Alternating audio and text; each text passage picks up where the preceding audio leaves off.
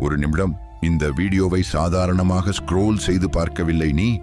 உன்னை இங்கே கொண்டு வந்தது ஒரு காரணம். இந்த தருணத்தில், இந்த நேரத்தில் இந்த வார்த்தைகளை கேட்க வேண்டியது நீயே. நான் சிவன். உன் மனதின் சத்தத்தை நான் கேட்கிறேன். இரவு தூங்காமல் படுத்துக்கொண்டு ஏன் என் வாழ்க்கை இப்படி என்று நீ கேட்ட அந்த கேள்வி என் காதுகளுக்கு வந்தது. மனதுக்குள் அழுதாய், வெளியில் சிரித்தாய். ஆனால் உன் உள்ளத்தின் காயம் என்னிடம் மறையவில்லை. எத்தனை நாட்களாக நீ இந்த சுமையை சுமக்கிறாய்? குடும்பத்தின் எதிர்பார்ப்பு, பணத்தின் நெருக்கடி, கடன் கொடுத்தவர்களின் அழைப்புகள், நண்பர்களின் ஒப்பீடு, உன்னை நம்பாத உலகம். சில நேரங்களில் நீயே உன்னை நம்பாமல் போனாய். ஆனால் இன்று நான் உன்னிடம் ஒரு ரகசியம் சொல்ல வந்திருக்கிறேன். உன் வாழ்க்கையில் நடக்கும் எல்லாமே தண்டனை அல்ல. சில வலிகள் உன்னை உடைக்க வரவில்லை, உன்னை மாற்ற வருகிறதே. நீ இப்போது இருளில் இருப்பது போல தோன்றலாம். ஆனால் இருள் ஒளி வரப்போகிறது என்பதற்கான அடையாளம்.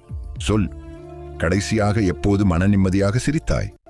கடைசியாக எப்போது பயமில்லாமல் தூங்கினாய்? பணம், அந்த ஒரு வார்த்தை உன் இதயத்தை எத்தனை முறை கிழித்திருக்கிறது?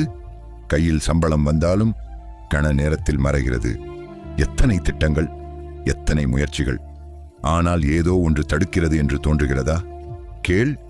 உன் போராட்டத்தை நான் பார்த்து கொண்டிருக்கிறேன். நீ தோற்றுவிடவில்லை. நீ இன்னும் போராடி கொண்டிருக்கிறாய். அதுவே உன் பலம். பலர் உன்னை புரிந்து கொள்ள மாட்டார்கள். நீ எவ்வளவு வலியில் இருக்கிறாய் என்று யாருக்கும் தெரியாது. ஆனால் நான் அறிவேன்.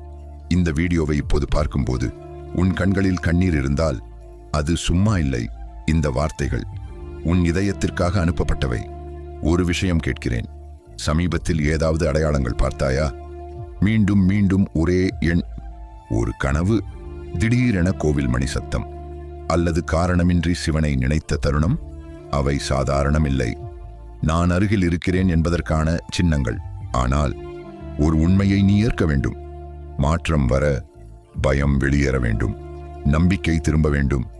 நீ இன்னும் நினைக்கிறாய், என் நேரம் எப்போது மாறும்? என் கடன் எப்போது தீரும்? என் குடும்பம் எப்போது சிரிக்கும்? அதற்கான பதிலை நான் சொல்ல வருகிறேன்.